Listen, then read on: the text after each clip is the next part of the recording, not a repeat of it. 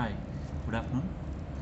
నా పేరు కిరణ్ కుమార్. నేను నిపుణ్ సర్వీసెస్లో 2018 నుంచి వర్క్ చేస్తున్నాను. నా క్లయింట్ లొకేషన్ వచ్చేసి doctor Reddy laboratories, C205 Peddadevulapalli. మనం మన సర్వీసెస్లో ఏ యాక్టివిటీ స్టార్ట్ చేసా కానీ ఫస్ట్ సేఫ్టీకి మనం టాప్ ప్రయారిటీ ఇవ్వాలి. Safety is first.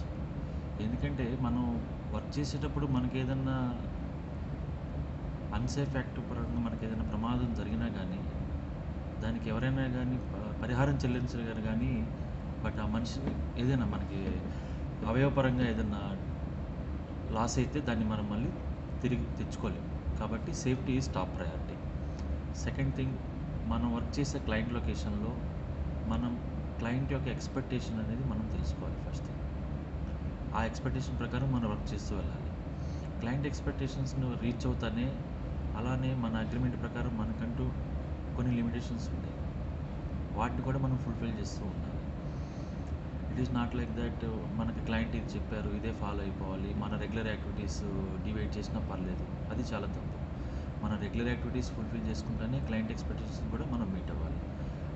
అది ఏమవుతుందంటే ఒక వాల్యూ యాడ్ సర్వీసెస్ లాగా అనమాట. దానివల్ల మనకి కొత్తగా ఏదైనా బిజినెస్ ఇవ్వాలన్నా కానీ క్లయింట్ అనేది ఇంట్రెస్ట్ చూపిస్తారు.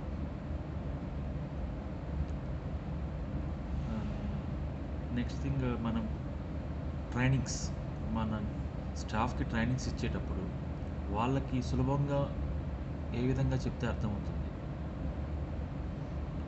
సో వాళ్ళకి అర్థమయ్యే విధంగా మనం వాళ్ళకి ట్రైనింగ్ ఇస్తే ఏ ట్రైనింగ్ ఇచ్చినా కానీ మ్యాక్సిమం మనం ఆన్ జాబ్ ట్రైనింగ్ ఇవ్వటం వల్ల ఏమవుతుందంటే వాళ్ళకి త్వరగా ఆ వర్క్ మీద అవగాహన అనేది వస్తుంది.